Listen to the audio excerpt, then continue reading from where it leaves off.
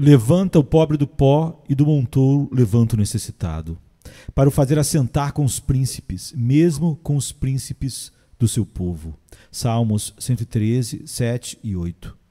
A grandeza e majestade do Deus Altíssimo são totalmente inconcebíveis.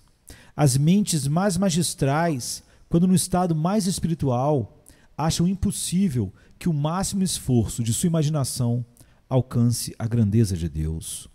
Nossas concepções mais elevadas do universo provavelmente ficam muito aquém do que realmente é, embora as pesquisas da astronomia tenham revelado fatos que ultrapassam todas as faculdades da mente humana na tentativa de compreendê-los.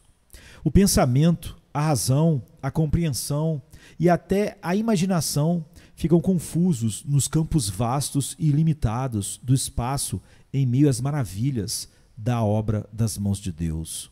No entanto, todas as maravilhas que o olho humano viu, ou o espírito mortal adivinhou ou imaginou, são apenas partes de seus caminhos. Não ouvimos mais do que uma estrofe do salmo sem fim da criação.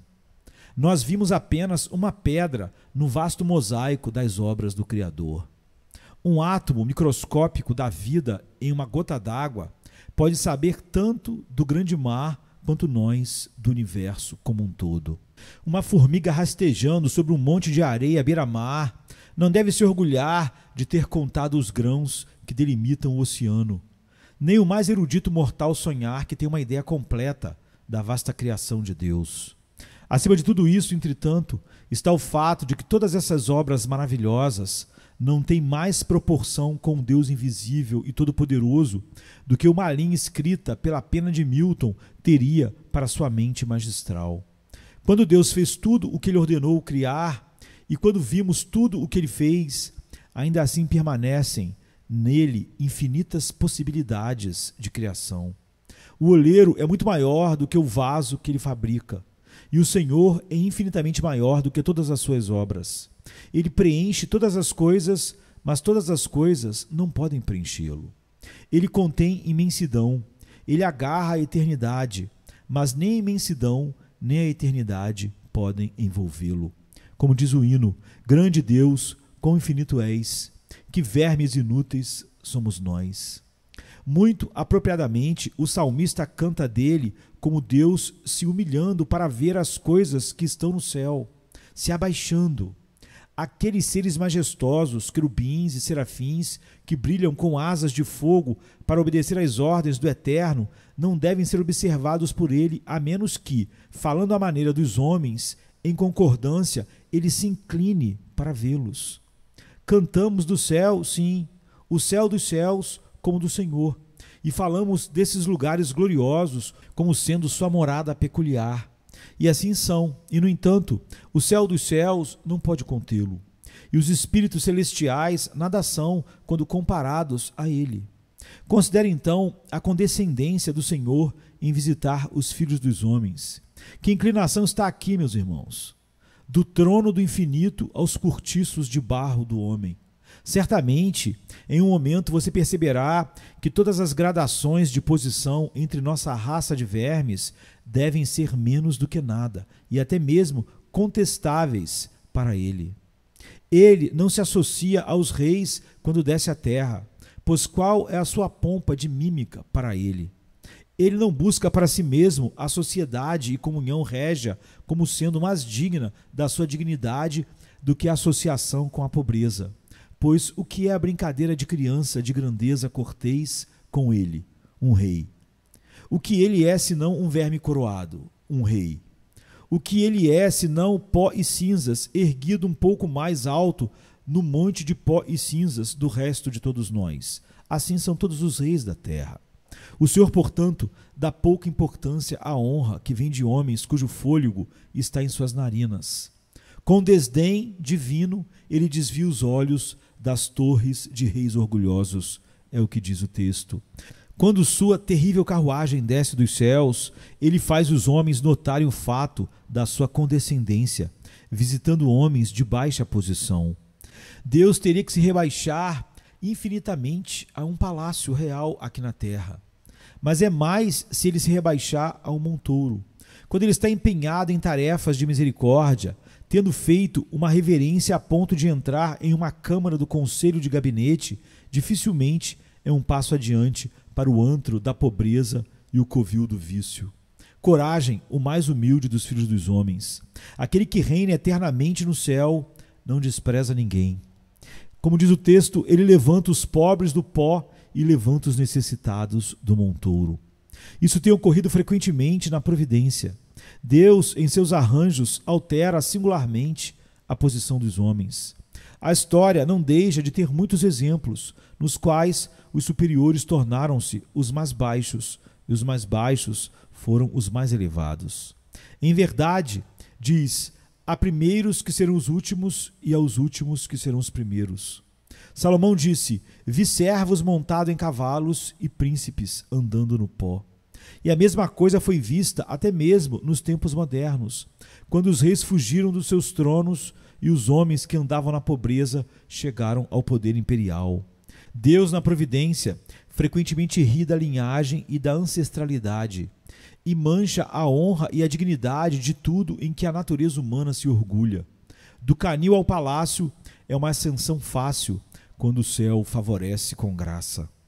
Não é pela providência que pretendo falar esta manhã. Meu texto tem uma relação especial com os atos da graça de Deus. Aqui é, acima de tudo, que vemos a soberania condescendente de seus procedimentos. Ele toma as coisas vis do mundo e as coisas que não são para reduzir a nada as coisas que são. Ele seleciona para si mesmo aqueles a quem os homens teriam repudiado com desprezo. Ele cobre seu tabernáculo do testemunho, como ele fez no deserto com Moisés, com peles de texugo. Escolhe pedras brutas para serem os materiais do seu altar, um arbusto ou sarça como um lugar de manifestação ardente, e um menino pastor para ser o homem segundo o seu próprio coração. Essas pessoas e coisas que são desprezadas entre os homens são frequentemente muito estimadas aos olhos de Deus.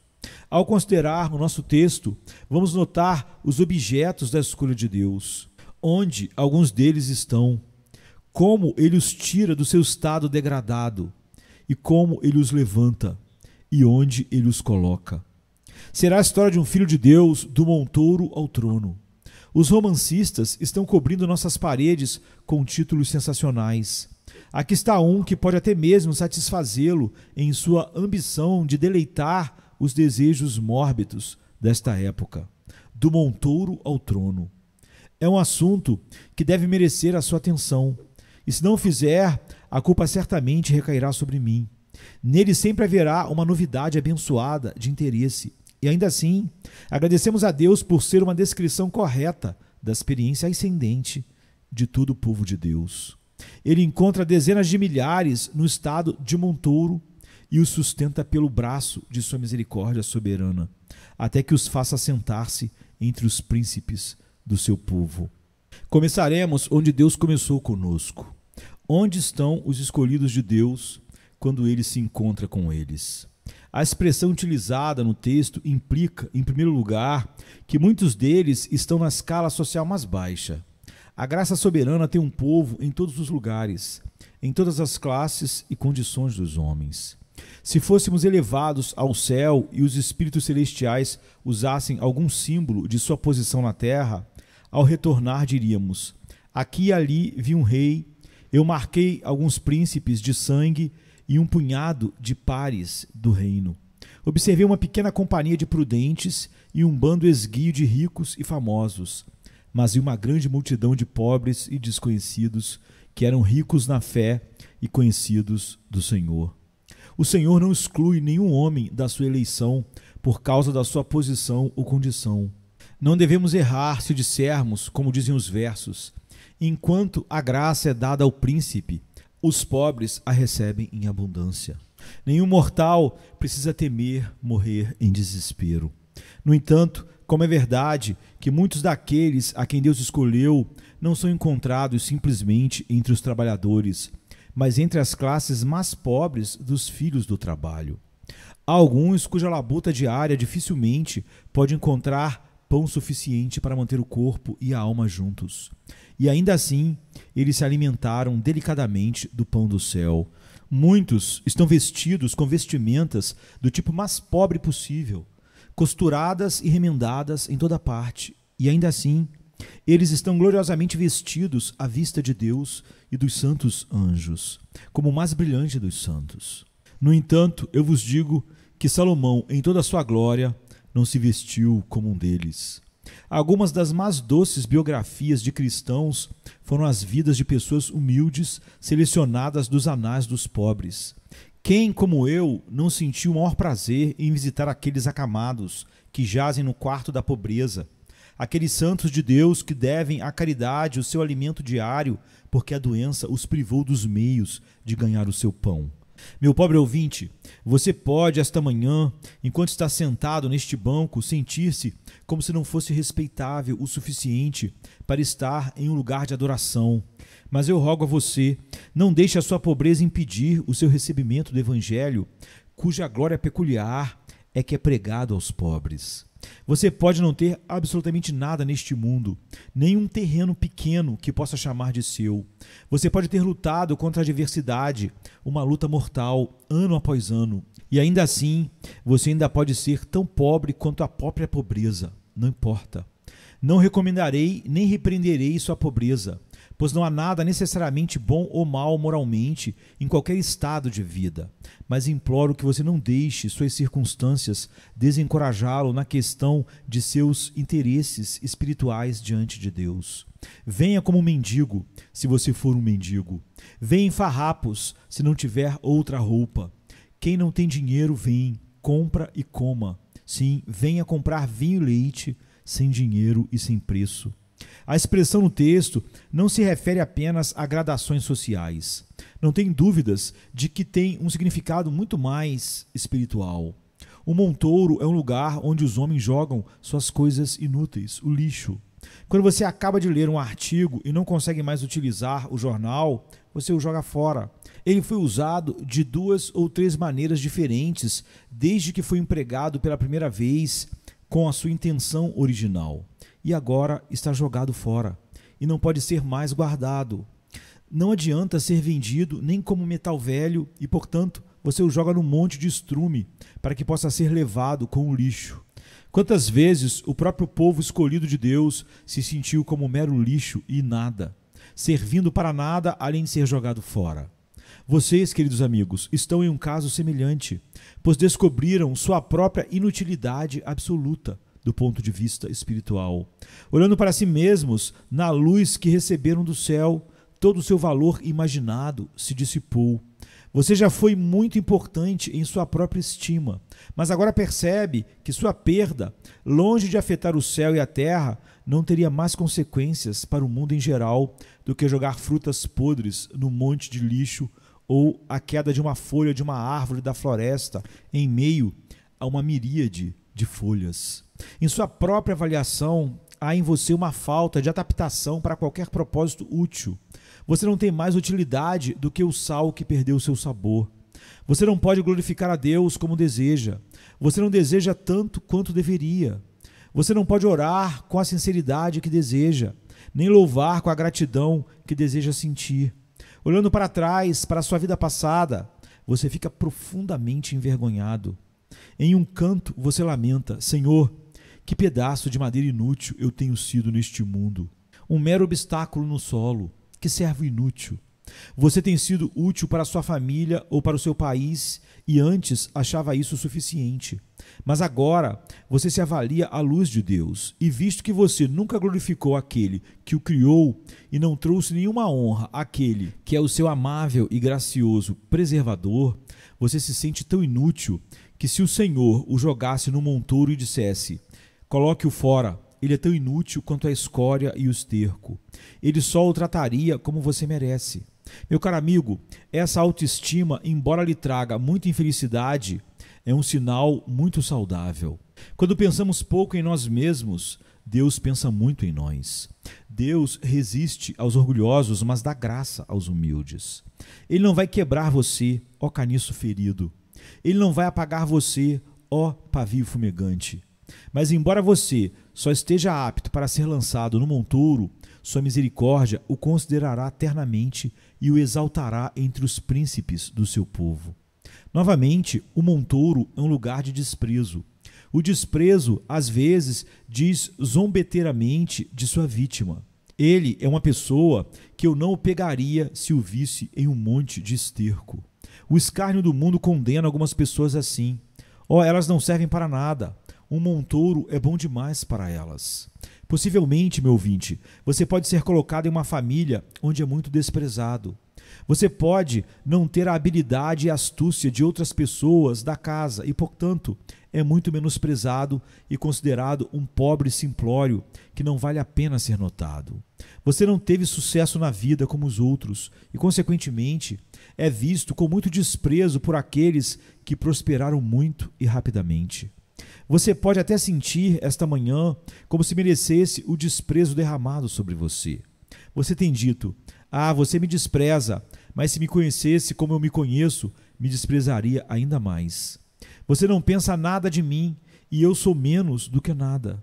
Você me chama de um nome ruim, mas se pudesse ver a falsidade do meu coração vil, você entenderia que o nome pode ser usado na verdade, embora seja dado em tom de brincadeira.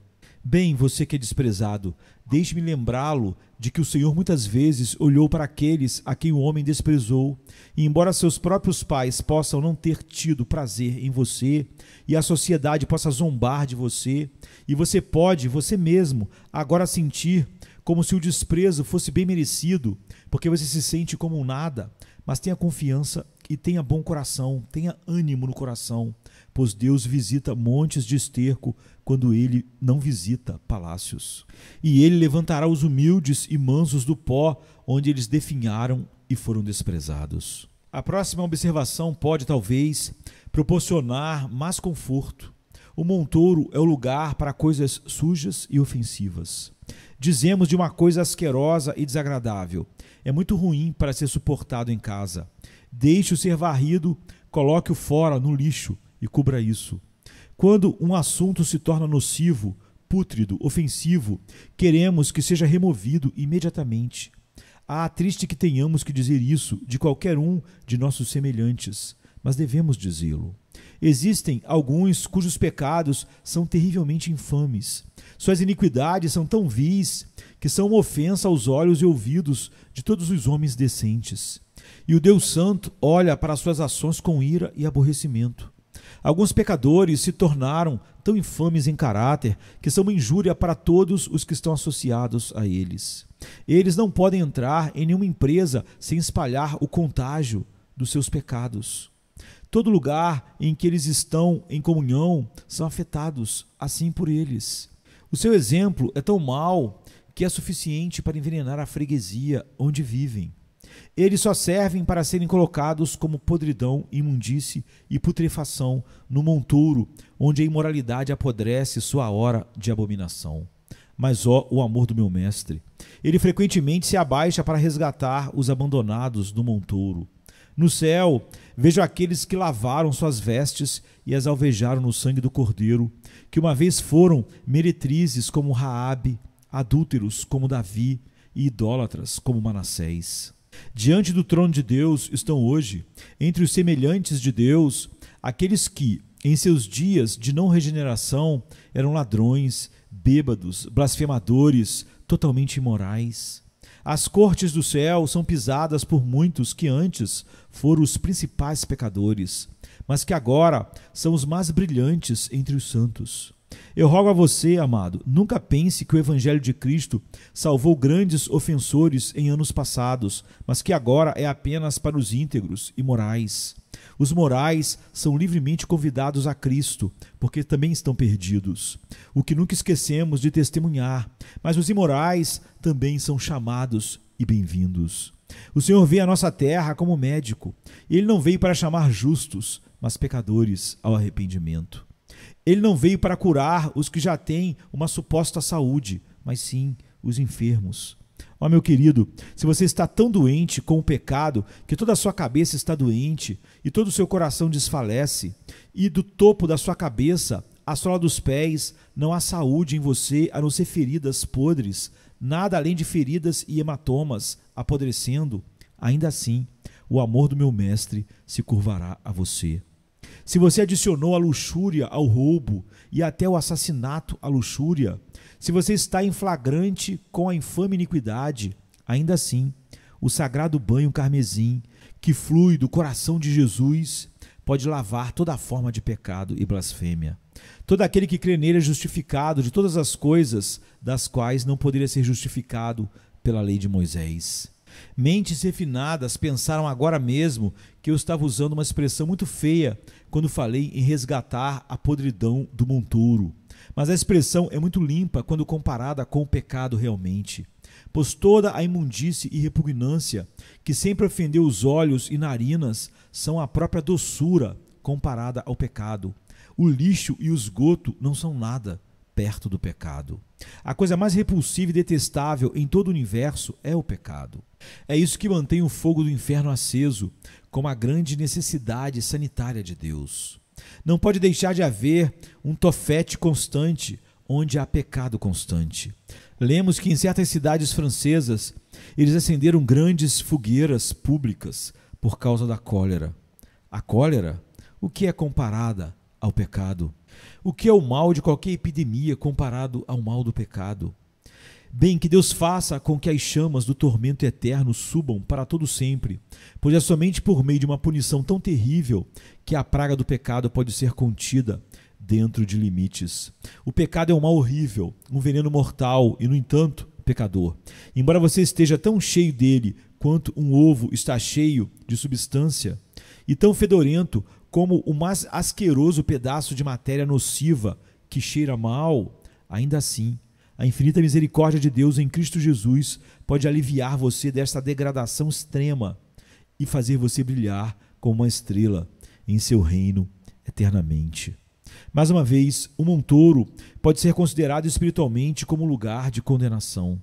Você olha para um determinado artigo alimentar, por exemplo, e a dona de casa econômica não quer desperdiçar nada. Bem, se não pode servir para comida, não pode ser útil para outra coisa? Por fim, quando ela vê que não adianta nada, a sentença de condenação é que seja lançada no lixo. Nabucodonosor, em sua memorável proclamação a respeito do Senhor Jeová, disse que todos aqueles que falassem uma palavra contra ele seriam despedaçados e sua casa transformada em montouro, num lixão. Existe uma conexão, então, entre o montouro e a condenação. Agora, pode haver nesta audiência, nesta manhã, um homem que se sente sob a sentença de condenação. Você tantas vezes teve pontadas de consciência, tão frequentemente tem sido ensinado melhor, e ainda assim você pecou contra a luz e o conhecimento. E agora você considera que pecou além do alcance da misericórdia. Minha voz hoje, muito provavelmente, incomoda seus ouvidos, embora tenha o objetivo de transmitir a você as notícias mais alegres que a trombeta de prata já tocou para pecadores falidos no dia do jubileu. Ainda assim soa para você como a voz que proclama sua condenação.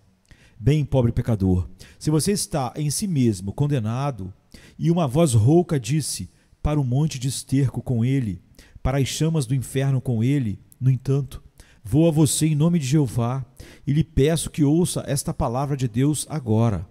Ele levanta o pobre do pó e levanta o necessitado do montouro, para que ele possa colocá-lo com os príncipes. O que você diz disso? E se Deus perdoasse você agora? E se ele fizesse de você seu filho? E se ele lhe desse uma coroa de vida que não desaparece jamais? Ó, você diz, se ele quisesse, eu o amaria e o louvaria.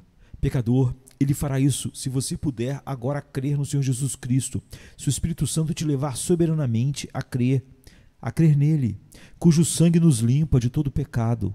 Pela morte de Jesus, eu imploro que você confie no sacrifício expiatório do Calvário e você viverá para louvar seu amor redentor. Não devo, entretanto, deixar de fora um pensamento que acabou de me ocorrer. Uma coisa que repousa sobre o montouro está em contato com companheiros nojentos e, portanto, o texto pode representar aqueles que, até agora, viveram em meio a mais associações. Quando essas portas são abertas, muitas vezes vêm aqui, por curiosidade, pessoas que não são frequentadoras regulares em locais de culto. Devo dizer a lição mais esperançosa que já ministrei. Para alguns de vocês que ouviram minha voz e as vozes de outros ministros por tanto tempo são quase desesperadas. Podemos muito bem desistir de você, pois temos implorado com você com tanta frequência e colocado a verdade de Deus diante de você tão constantemente, que certamente, se ela alguma vez fosse abençoadora para você, já teria sido bênção na tua vida. Mas aqueles para quem o Evangelho é uma coisa nova, ocasionalmente aparecem. E alguns deles vêm da pior sociedade, recém-saídos de antros terríveis, do palácio do Jin e de lugares piores ainda, prostíbulos e etc. O nome de Jesus mal conhecido é por você, exceto quando pode ser usado em uma blasfêmia. E a pessoa nunca pensou em Deus, exceto quando ele é invocado em uma maldição. Amigo, que bom que você está aqui. Você esteve no Montouro, você está no Montouro agora. Você tem vivido com publicanos e prostitutas. Você tem mantido más companhias. Não foste criado entre os escolhidos e elitistas da humanidade. Pelo contrário, foste entre os potes e habitastes nas sebes. Agora, é tal como você é que Jesus Cristo nos ordena que nos reunamos. Saia rapidamente para as alamedas e para as sebes, e tantos quantos encontrarem, oferte a ceia para eles. Chame-os para a ceia, chame-os para o jantar, chame-os para a comunhão. E eles trouxeram os cegos, os coxos, e tomaram seus assentos e festejaram, onde os primeiros convidados se recusaram a vir. Eu chamo a você então, se há isso ao meu alcance, a você que não costuma atravessar as portas do santuário de Deus, a você que vive entre os profanos e os devassos, volte-se para Jesus Cristo. Eu te chamo. Que o Espírito Eterno converta você neste dia e que você seja encontrado entre os escolhidos de Deus. Ai, e ai de mim por ter que dizer isso. Alguns de vocês, meus ouvintes, que têm sido morais e excelentes e têm ouvido a palavra nestes anos, irão, temo solenemente, perecer em seus pecados. Pois em verdade eu digo a vocês, publicanos e meretrizes entrarão no reino dos céus antes de alguns de vocês que ouvem a palavra, mas não a praticam, e a ouvem, mas não sentem o seu poder, e conhecem o som alegre, mas não receberam a alegria da beleza de Cristo em seus corações. Veja então, esse é o lugar onde alguns do povo de Deus são encontrados. Na verdade, me deixe dizer que, em certo sentido, é onde todos eles estão. Todos no monte de esterco da queda de Adão. Todos no monte de esterco da presunção, da justiça própria e da depravação, do pecado e da corrupção. Mas a misericórdia soberana vem a eles assim que jazem apodrecendo em montes de ruína e os resgata pela graça eficaz e soberana. Venha se cansado estás, e eu descanso darei.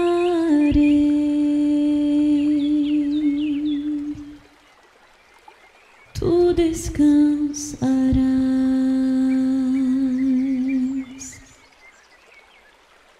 Venha a mim se não tens paz, e eu darei paz sem fim.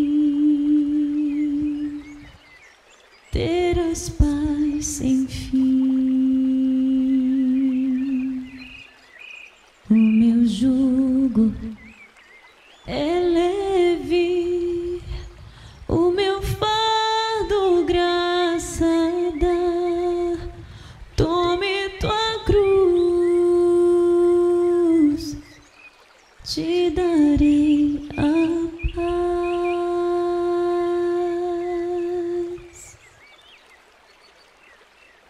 Venha o aflito e